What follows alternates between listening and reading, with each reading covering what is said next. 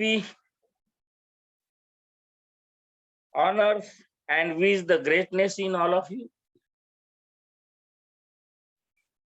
आप में जो महानता है, जो मानवता है, उसका हम सम्मान करते हैं और आप सभी को शुभकामनाएं देते हैं।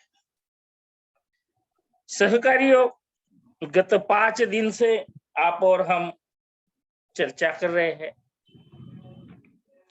ऐसे विषय पर चर्चा कर रहे हैं जो विषय बहुत ही कॉम्प्लेक्सिटी जैसा है, बहुत ही जटिल है, लेकिन पेबैक टू सोसाइटी ने इस कॉम्प्लेक्सिटी को सिंप्लिसिटी में कन्वर्ट करके आपके सामने रखने का पूरा प्रयास किया है। मैं आशा करता हूं कि गत 4 दिन में जो भी कुछ हमने चर्चा की है वह आप तक पहुंची होगी, आप उसे अच्छी तरह से समझने में कामयाब हुए होंगे। लेकिन और भी एक बात सहकारी आपसे मैं कहना चाहता हूं, till we are perfecting,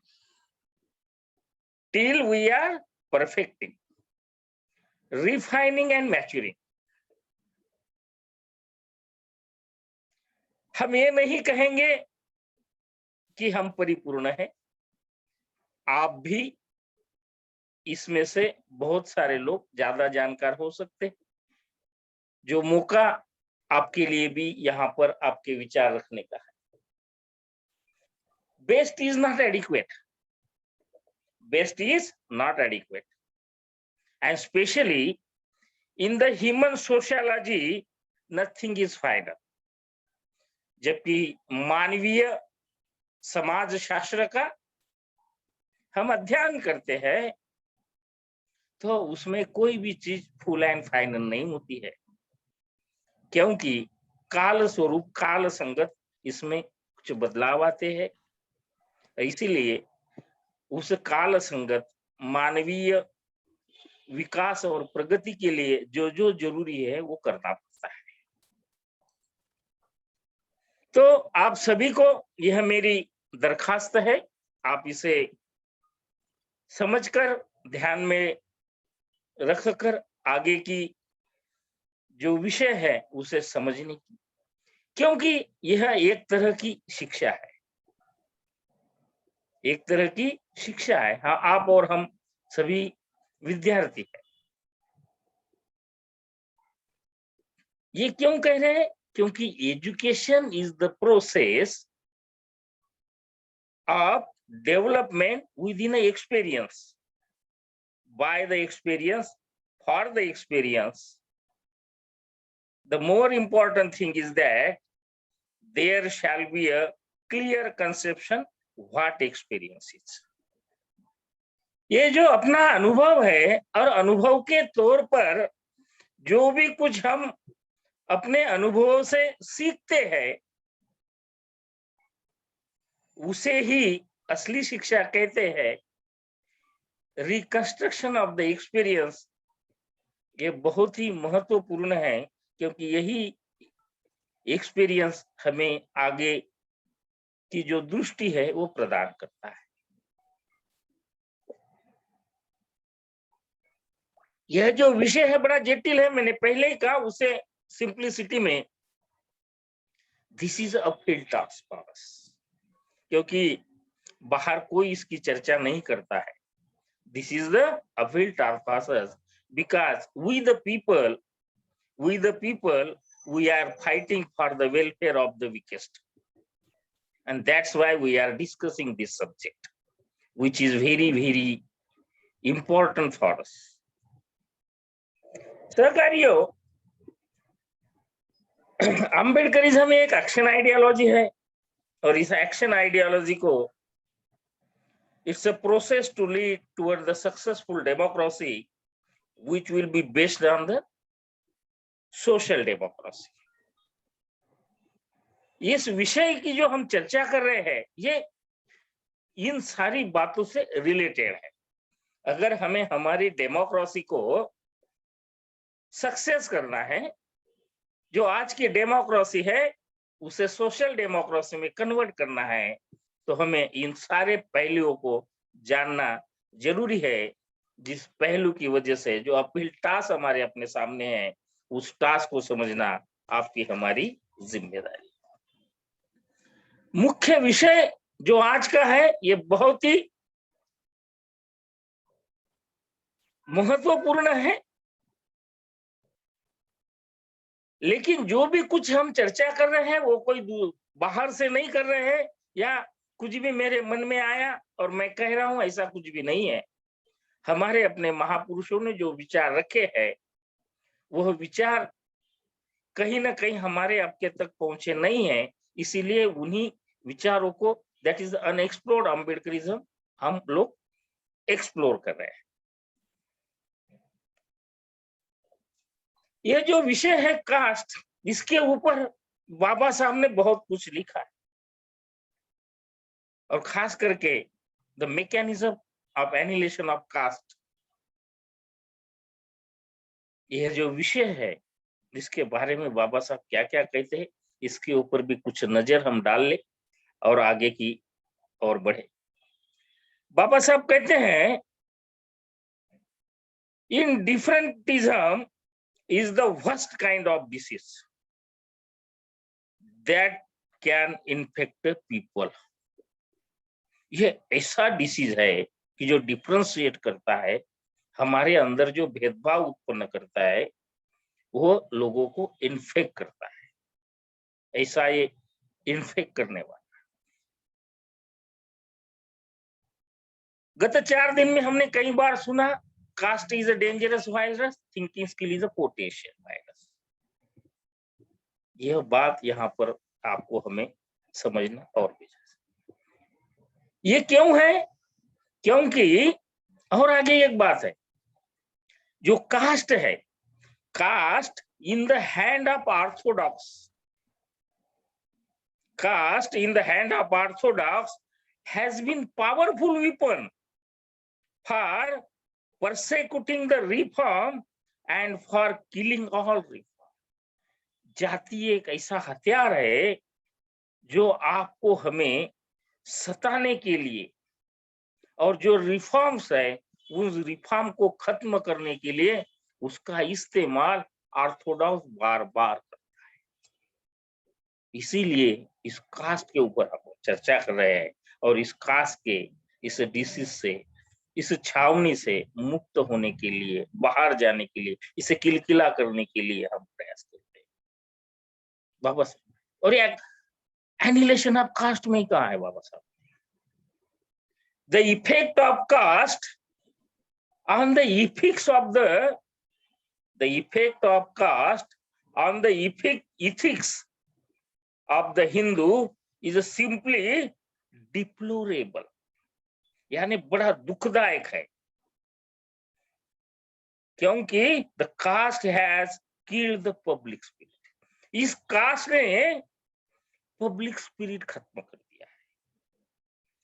cast has destroyed the sense of public charity. इस कास्ट ने हमारी जो पब्लिक चैरिटी है, दातृत्व है, इसको नष्ट कर दिया।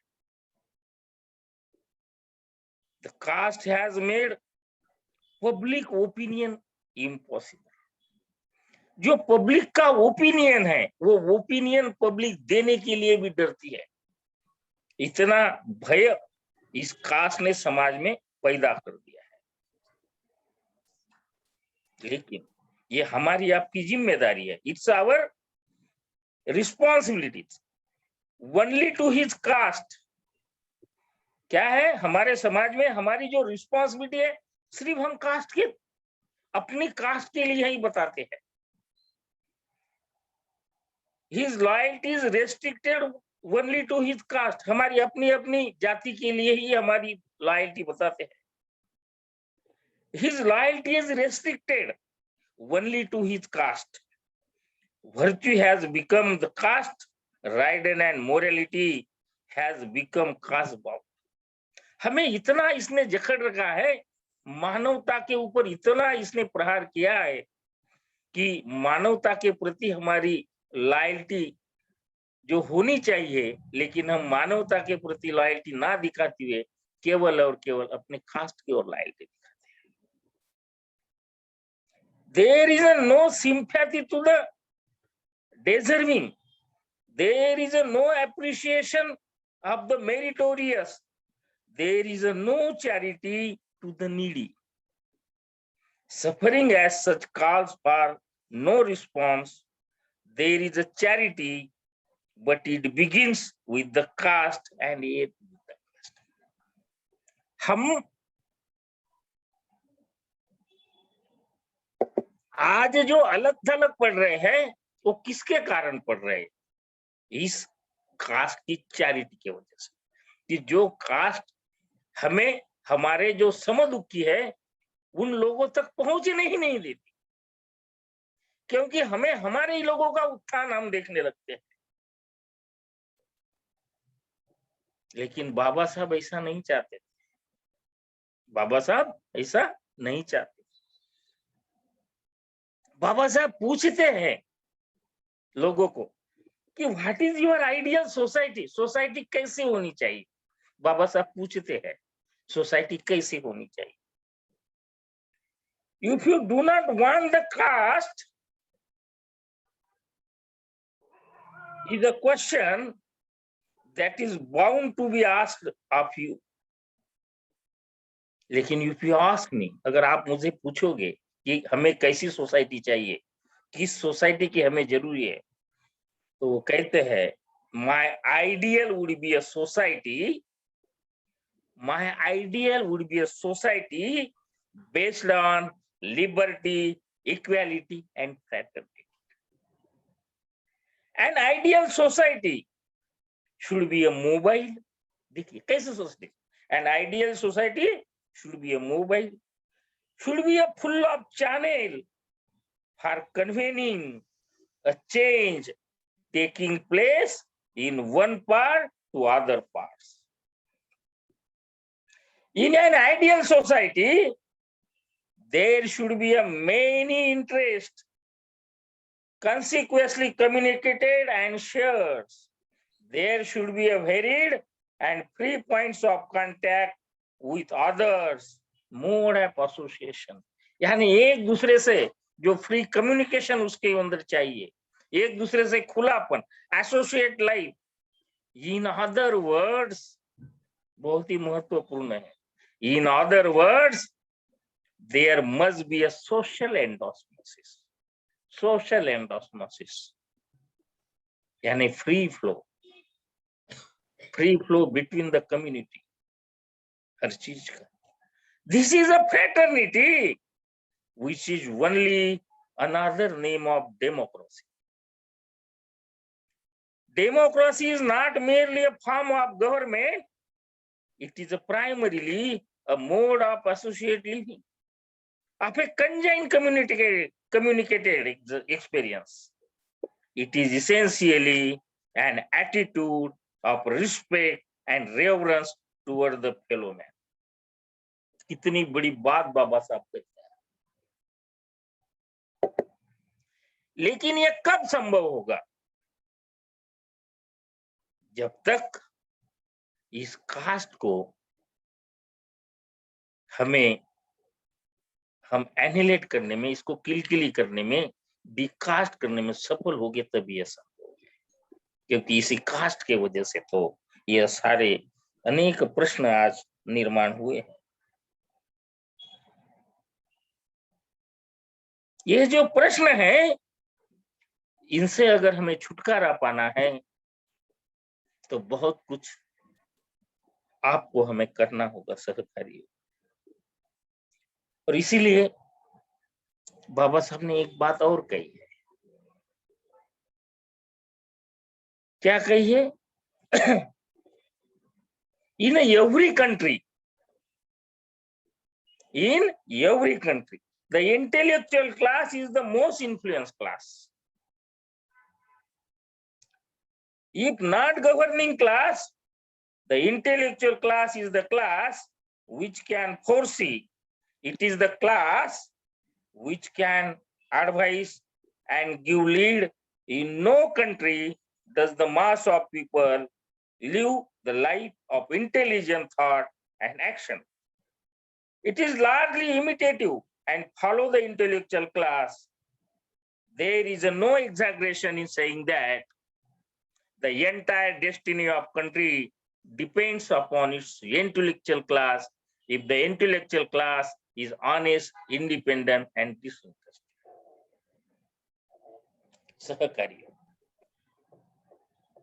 जिस विषय पर आज हम चर्चा कर रहे हैं उस चीज के लिए यह क्लास हमारे अपने लोगों का बनाना का काम पे बैक टू सोसाइटी प्रोग्राम कर रही है, क्योंकि जिस दिन जब हमारा ऐसा क्लास बन जाएगा जिसे नेशनल कोऑपरेटिव इंटेलिजेंस क्लास कहा जा रहा है, यह क्लास जब देश में कोने कोने में जाकर हमारे अपने लोगों को यह सब समझाएगा, तो जो हमारे अपने बहुसंख्य लोग है, वो जनता है, वो हमें इमिटेट करेगी और जो सोशल डेमोक्रेसी की आप और हम बात कर रहे हैं उस डेमोक्रेसी की ओर बढ़ने के लिए बहुत ही महत्वपूर्ण कार्य पे बैक टू सोसाइटी की ओर किया जाएगा। सहकारी कैसे यह कार्य हम करेंगे, इसका मैकेनिज्म क्या है, इस मैकेनिज्म को भी पर भी हम आज प्रकाश डालने की कोशिश करेंगे। कुछ लोगों का कहना है कि इंटरकास्ट मैरिज से जाति का एनिलेशन होगा क्या। आपके हमारे सामने कई चीजें है, इसीलिए मैं कह रहा हूं कि अपील टास्क है। कोई लोग कहते हैं सहभोजन से। इन सारों के ऊपर बाबा साहब ने भी पूरा का पूरा उत्तर दे दिया है, चैप्टर नंबर 20 में ही कहा है, जिसके ऊपर हम कल भी चर्चा कर रहे थे और आज भी चर्चा कर रहे हैं कि जो इकोनॉमिकल डेवलपमेंट है, रिलीजियस कन्वर्शन है। बाबा साहब कहते हैं इसके लिए to agitate for and to organise intercaste dinner and intercaste marriage is like forced feeding brought about by artificial means, यानी यह एक तरह की कृत्रिमता है, क्योंकि हमारे समाज के अंदर कितने ऐसे विवाह होते हैं, तो इस कृत्रिम बातों की ओर क्यों बढ़ रहे हो। Make every man and woman free, देखिए make every man and woman free from the thraldom of the shastras, cleanse their mind of the pernicious notion founded on the Shastras, and he or she will interdine and intermarry without ever telling him or her to do so. कितनी बड़ी बात है, उन्हें खोला छोड़ दिया जाए, उनके दिमाग के अंदर की इस जाति की अवधारणा को निकाल दिया जाए, उन शास्त्रों के ऊपर से जो उनका जो ये है वो जिस दिन वो निकल जाएगा उन्हें कोई नहीं रोक पाएगा। इसीलिए फोर्सेबली यानी उनके दिमाग के अंदर का जो क्लोजनेस है, एनक्लोज्ड माइंडसेट है, वो एनक्लोज माइंडसेट से उन्हें फ्री कर दिया जाए तो भी ये संभव है, तब तक यह संभव नहीं है। यानी कितना यह समझना बहुत जरूरी है। जो इंटरकास्ट मैरिज, सहभोजन, रिलीजियस कन्वर्शन, इकोनॉमिकल, कुछ लोग कहते हैं कि मेरे पास पैसा आ गया, सत्ता आ गया, कल भी प्रश्न उत्तर के काल में भी इस पर चर्चा हो गई है, इसका बाबा साहब ने बहुत बेखूबी से अपने इसमें जवाब दिया है। लेकिन इसका फार्मूला क्या है, इसका फार्मूला क्या है?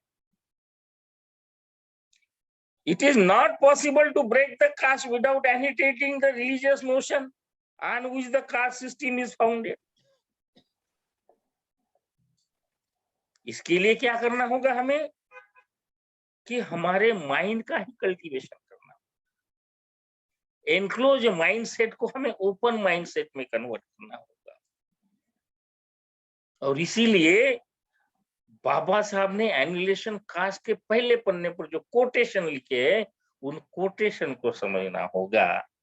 इस कोटेशन में जो अर्थ है, no truth as a truth and untruth as a truth, क्योंकि ये जब तक आप और हम, हर व्यक्ति समझने में सक्षम नहीं होगा, तब तक ये कैसे संभव है। तो इसीलिए ओपन में हमारे जो माइंड सेट है कास्ट का, उस माइंड सेट को हमें चेंज करना होगा, हमारे माइंड का रिकंस्ट्रक्शन करना होगा। किसके आधार पर? एक्सपीरियंस के आधार पर। और जो शास्त्रा के break the directions of shastras, बाबा साहब ने कई बार कहा, ये आपको जो डायरेक्शन है वो ब्रेक करने होगी। प्रिवेंट द बेनिफिट, जो कास्ट सिस्टम से जिन लोगों को ज्यादा बेनिफिट हो रहा है, आपके हमें ऐसी कृति करनी होगी कि हमारी ओर से जाने अनजाने में उन्हें बेनिफिट ना मिले, जाने अनजाने भी बेनिफिट ना मिले। हमारे लोग बहुत श्रद्धालु होते हैं, बच्चों की फीस नहीं भरेंगे, स्कूल नहीं जाएंगे, लेकिन बड़ी बड़ी तीर्थ यात्राएं करेंगे। तो ऐसे चीजों से हमें बचना होगा।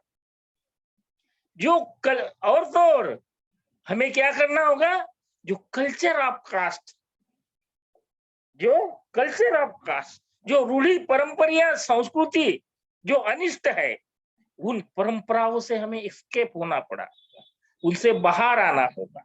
यानी जो कास्ट का कल्चर है उसे भी हमें बाहर आना होगा।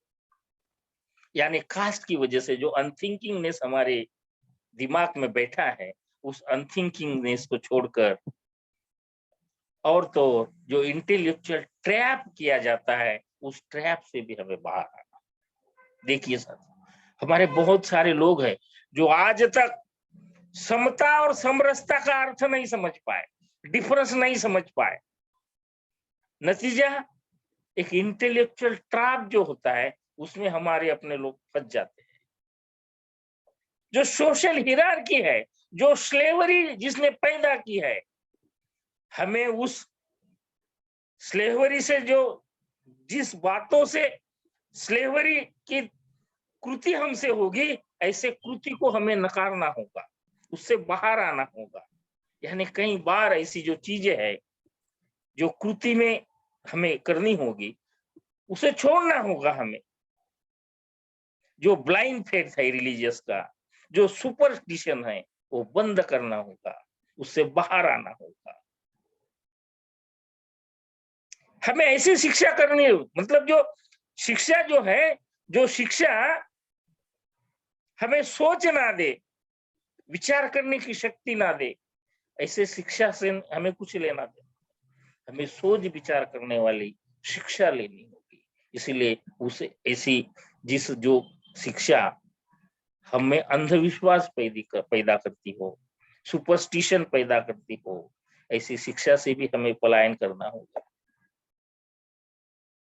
और रियल एजुकेशन जिसे कहते हैं, कि जो एजुकेशन आपको हमारे जीवन में, हमें आगे जाने में, हमारा गौरव स्थापित करने में मदद करेगा, ऐसे एजुकेशन के हमें लेना। और क्या है एजुकेशन?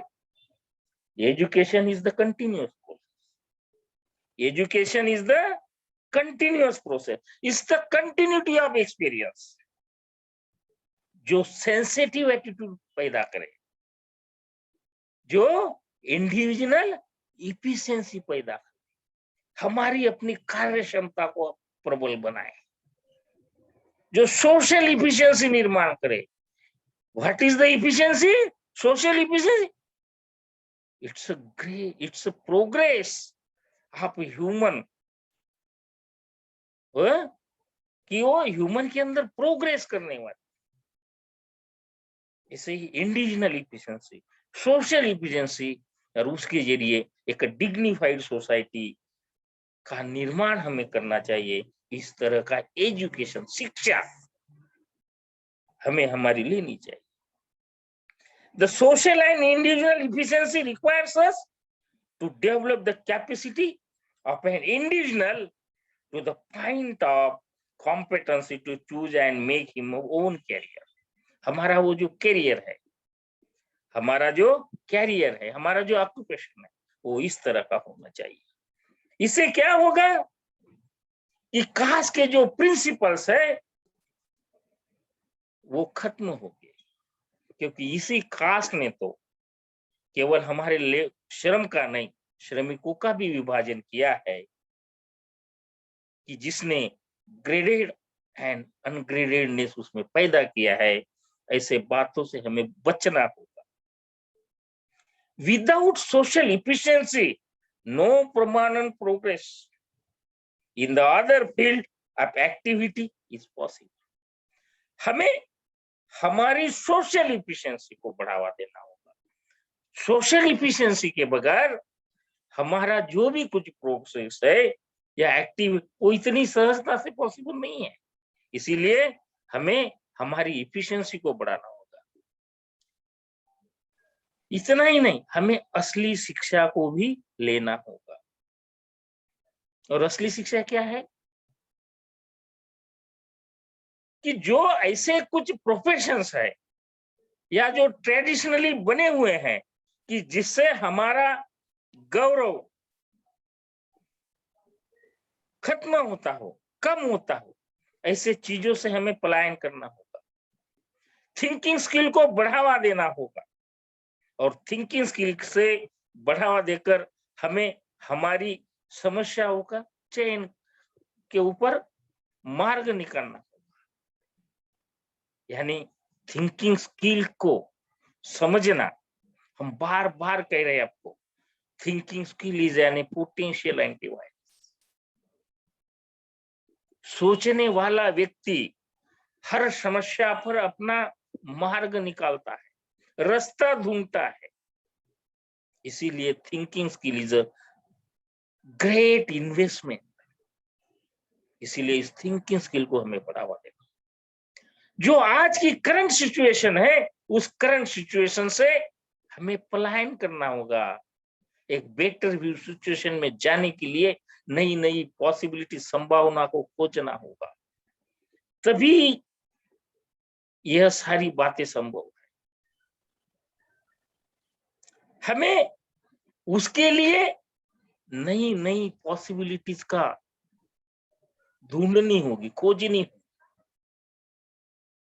क्योंकि यही वो थिंकिंग स्किल है जो स्लेवरी कल्चर को डिस्ट्रॉय करेगा, उसको खत्म करेगा। Thinking skill will stop the slavery culture. इतना ही नहीं, ये थिंकिंग स्किल जो है ये आपको एक्सप्लॉयटेशन से भी बचाएगा। जो एक्सप्लॉयटेशन आज हो रहा है वो उस एक्सप्लॉयटेशन से भी आपको बचाता है।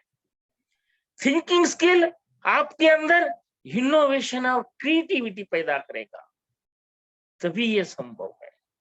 सहकारियों, इसी के साथ साथ हमें हमारे समाज में कोऑपरेशन जो है बहुत बड़ी टर्म है। Way back to society programme में कोऑपरेशन एक स्वतंत्र विषय है, जिस सोशल एंडोस्मोसिस के हमने बातें की। महान अशोका का वो राज्य इतना क्यों फैला, वो विश्वगुरु क्यों बना, तो सोने की चिड़िया क्यों बना, उसका जो कारण है वो इस कोऑपरेशन के अंदर छुपा है। कोऑपरेशन बहुत बड़ी चीज है। जब समाज में अंदर, सोसाइटी के अंदर, परिवार के अंदर कोऑपरेशन बढ़ता है, तब वह समाज में भाईचारा पैदा होता है। हमें अपने समाज के अंदर जो विक्टिम्स है, उन सारे विक्टिम्स के अंदर यह कोऑपरेशन पैदा करना होगा, एक ट्रस्ट डेवलप करना होगा, और इस ट्रस्ट के जरिए एक एसोसिएट लाइफ की ओर कम्युनिकेशन के माध्यम से हमें बढ़ावा देना होगा। क्योंकि यही वो कोऑपरेशन है कि जो हमारे समाज के अंदर एक क्वालिटी लीडरशिप पैदा करता है। और क्वालिटी जो लीडरशिप होती है, वो क्वालिटी लीडरशिप एक पॉजिटिव सेंस की ओर समाज को बढ़ाती है। क्योंकि जो लीडरशिप समाज के अंदर पैदा होती है वो अगर कोऑपरेटिव हुई, एसोसिएट हुई, तो उसकी लीडरशिप की क्वालिटी जो है वो बहुत बेहतर होती है। इसीलिए आपको हमें एक क्रिएटिव रिस्पॉन्सिबिलिटी जो है इंटेलेक्चुअल्स की बढ़ानी होगी। Cooperative intelligence class, cooperation among the intellectuals, cooperation among the individual intellectual हमें बढ़ाना होगा। और फॉर्मेशन ऑफ इंटेलेक्चुअल क्लास, जिसके बाबा साहब ने चर्चा की है कि एक ऐसा इंटेलेक्चुअल क्लास कि जिस क्लास को भले वो सत्ता में ना हो, लेकिन उस इंटेलेक्चुअल क्लास को पूरा समाज इमिटेट करता है, फॉलो करता है। ऐसा इंटेलेक्चुअल क्लास जो ऑनेस्ट हो, इंडिपेंडेंट हो, हमें निर्माण करना हो। इस इंटेलेक्चुअल क्लास की डेफिनेशन भी आपको बताई जाएगी। ऐसा इंटेलेक्चुअल क्लास आपको हमें निर्माण करना है, एक डिग्निफाइड क्लास निर्माण करना है कि जिस क्लास के माध्यम से आप और हम इस कास्ट को एनिलेट करने में, डिकास्ट करने में, कास्टलेस करने की ओर बढ़ावा दें। और यह भी ओपन माइंडनेस की हमारी प्रक्रिया है। क्या है? इस intellectual class, dignified class, cooperative intelligence class की भी व्याख्या जो है, मतलब डेफिनेशन पीबीएसपी ने बनाई है। ये सारी बातें आगे के विषयों में आपको सामने आएगी। सहकारी, ये जो formation of cooperative intellectual class है, ये फॉर्मेशन ऑफ इंटेलेक्चुअल क्लास एक बहुत बड़ी प्रक्रिया है। और पे बैक टू सोसाइटी प्रोग्राम यही तो करने जा रही है। आप और हम यही तो कर रहे हैं। आप इस समाज के वो इंटेलेक्चुअल्स है, आप इस समाज के वो इंटेलेक्चुअल्स है। आप केवल ट्रेनर नहीं है, आप ही के माध्यम से वह इंटेलेक्चुअल क्लास जो बाबा साहब को अपेक्षित था, वह निर्माण करना, और उसी के जरिए इस देश को एक नया समाज निर्माण करने का बैक टू सोसाइटी ने जो पराकाष्ठा करने का प्रयास किया है, जो पराकाष्ठा करने का बीड़ा उठाया, मिशन उठाया है, उसी के आप सभी लोग भागीदार है। You are the part of this process. इसीलिए आपको हमें यह सारी बातें बहुत ही गहराई से समझने की है, क्योंकि जब तक इस गहराई को आप और हम नहीं छुएंगे, तब तक आगे हम बढ़ नहीं पाएंगे। हमारे एक दूसरे के अंदर इसके लिए एक रिस्पेक्टफुल बिहेवियर होना चाहिए। हमारा जो एटीट्यूड होना चाहिए वो प्रॉब्लम सॉल्विंग एटीट्यूड होना चाहिए। होल हार्टेडनेस की हमें प्रक्रिया होनी चाहिए। Sources of knowledge, acknowledgement, appreciation हमें पैदा करना होगा, देना होगा। और खास तो खास जब किसी भी बात पर हम चर्चा करते हैं, आर्गुमेंट्स करते हैं, क्रिटिकल आर्गुमेंट्स करते हैं, वह आर्गुमेंट पॉजिटिव आर्गुमेंट होना चाहिए। बिल्कुल, किसी भी विचार पर हमें आर्गुमेंट करना चाहिए, होना ही चाहिए। थिंकिंग स्किल का ये सबसे बड़ा पार्ट है। लेकिन that argument must be a positive argument. That critical argument must be a positive argument. हमें यह जो कम्युनिकेशन हमारे अंदर का, उस कम्युनिकेशन को कंटिन्यूअस रखना पड़ेगा, उसको प्रमोट करना होगा, सोसाइटी का रिकंस्ट्रक्शन करना होगा। हमें वह जो प्रोसेस है, हमने सीखा है कि हमारे जीवन में अगर कोई समस्या का हल करना है, हमारे जीवन के अंदर अगर हमें प्रकाश लाना है, तो हमारे जीवन के अंदर जो प्रकाश है वो हमें ही लाना होगा, हमें ही सोचना होगा। हमें free from want and free from fear, हमें फियर से मुक्त होना होगा। क्योंकि जब हम फियर से मुक्त होंगे, तभी आपका अपना हमारा समाज आपको हमें इमिटेट करेगा।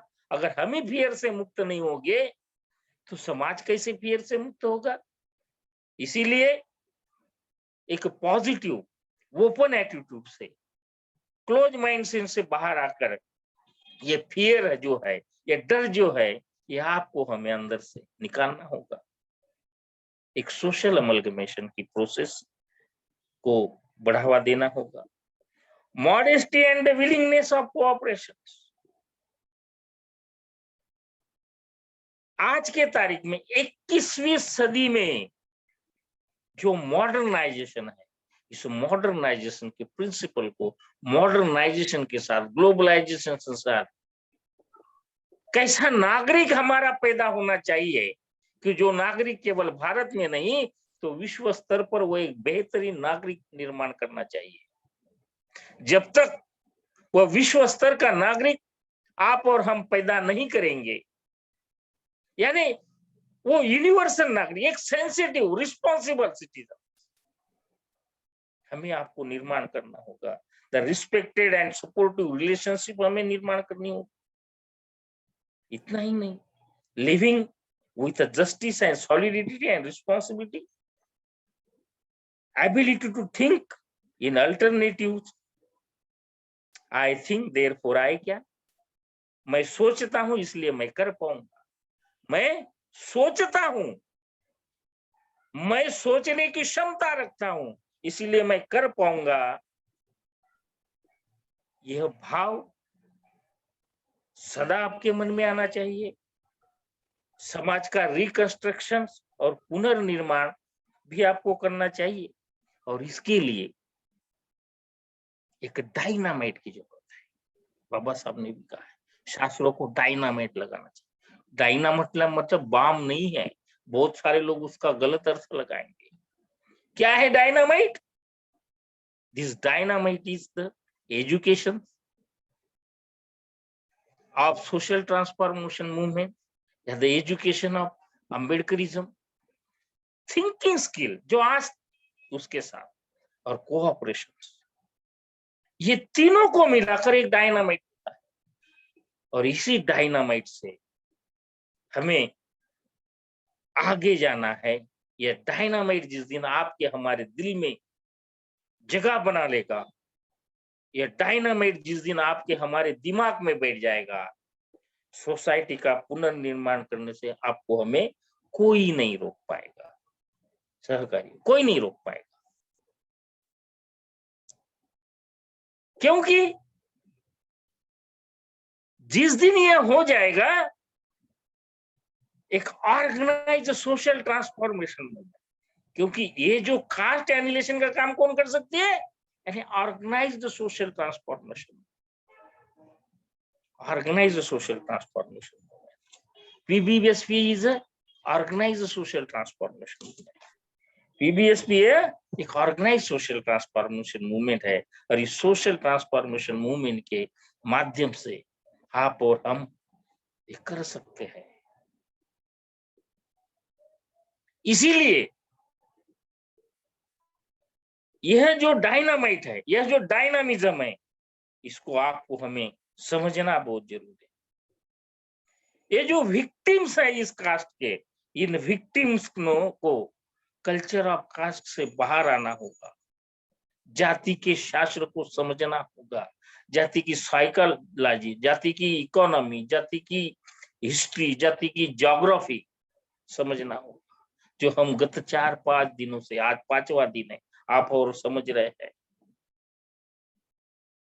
इतना ही नहीं, जो नोशनल चेंज है हमारे अपने अंदर, जो नोशनल चेंज है, उस नोशनल चेंज को भी बदलना होगा, क्योंकि जब तक हम हमारे अपने अंदर का वो नोशनल चेंज नहीं बदलेंगे तब तक यह नहीं कर पाएंगे। Education and organisation to lead the citizens toward the innovations, creativity and design a way forward to achieve the goal of social transformation movement and economic upsurge. यह वो सोशल ट्रांसफॉर्मेशन मूवमेंट है कि जो एजुकेशन के माध्यम innovation के माध्यम से, क्रिएटिविटी के माध्यम से हमारे गोल की तरफ हमें ले जाएगा। Let us start begin with possibility movement to revitalise, rejuvenate, to immunize the Ambedkarism, and make a reconstruction of society, एक नए समाज का पुनर्निर्माण करने के लिए आप सभी पराकाष्ठा करें। सहकारियों, गत 5 दिनों में आपने जो भी कुछ चर्चा की है, वह चर्चा सकारात्मक तरीके से लेकर उसके ऊपर आप अपने विचार रख सकते हैं। मैं मेरे वाणी को आज यहाँ विराम देता हूं, क्योंकि आपको चर्चा करने के लिए ज्यादा से ज्यादा वक्त मिले। मेरे वाणी को मैं यहाँ विराम देता हूं और लास्ट में पे बैक टू सोसाइटी प्रोग्राम और MKSOT का जो स्लोगन है, महान अशोका का राज आएगा, सबको भय मुक्त बनाएगा, समझाने वाले को समझना होगा, समझकर समझाना होगा, सोच विचार करने वाला समाज निर्माण करना होगा। जय भारत, जय संविधान, and thanks to all of you, thanks to all of you, thank you, Excellent. thank you, thank you. Excellent, Amar Singh ji, excellent. Thank Amar you sir, Singh ji, very मैं nice. Thank you. यहाँ पर इंटरव्यूसिंग कराऊँ आपके लेक्चर के बाद। एप्रिसिएशन आपको, लॉट ऑफ एप्रिसिएशन। सभी participant जो आज यहाँ पर स्टूडेंट बनकर बैठे हुए हैं, बहुत ही सीरियस ऑफिसर्स हैं। क्लास 3 से लेकर सुपर क्लास 1 अधिकारी यहाँ पर बैठे हैं। IAS IPS लेवल की भी हैं, senior doctor, senior engineer, chief engineer level के लोग यहाँ पर बैठे हैं। सुपर एकेडमिशियन भी इसमें बैठे हुए हैं, सादा प्रोफेसर हैं, कर्मचारी हैं, अधिकारी हैं, ये लोग सारे बैठे। 5 दिन आपने हमारे धीमंत साथी अमर सिंह जी को सुना। हम आपको एक होमवर्क देना चाह रहे हैं। हम आपको एक होमवर्क देना चाहते हैं और सबसे रिक्वेस्ट है कि वो इसे नोट कर लें और नोट करके आपको इसका होमवर्क करना है और देना है। कल तक आप शाम की मीटिंग में जो नया सब्जेक्ट आने वाला है, उससे पहले केवल 5 सेंटेंस के अंदर, क्या बोला हूं, केवल 5 सेंटेंस के अंदर आपको रिप्लाई या अपना कमेंट देना है। तो प्रश्न लिख लीजिए। 2 प्रश्न है, उसे आइदर और में ले सकते हो। आप दोनों प्रश्न का उत्तर दे सकते हो या 2 में से किसी एक का दे सकते हो। ये होमवर्क है, सरल काम नहीं है। सोशल ट्रांसफॉर्मेशन मूवमेंट अगर सरल हो जाता तो अभी तक हम प्राप्त कर लेते। बहुत बड़ी जड़न घड़न के साथ हमें बनाना है। तो आपका खुद का कास्ट को, एजुकेशन फिलॉसफी को, थिंकिंग स्किल को, कॉपरेशन को, रिकंस्ट्रक्शन को, ये 5 सब्जेक्ट को समझते हुए आपका निर्माण किस प्रकार का हो रहा है, इसकी जानिब या इसकी समझ हम तक पहुंचना चाहिए। हम केवल बंद एक तरफा आप लोगों को कुछ बता रहे हैं। हम चाहते हैं कि आपकी तरफ से भी रिफ्लेक्शन होना चाहिए। क्वेश्चन आंसर सेशन से सारी बात नहीं होती। क्वेश्चन आंसर आपका पूरा आपको मिलेगा। अभी 8:50 है, अभी 40 मिनट आपके लिए क्वेश्चन आंसर है। उससे पहले आप होमवर्क नोट कर लीजिए। Write down your homework. There are 2 question. Either how do you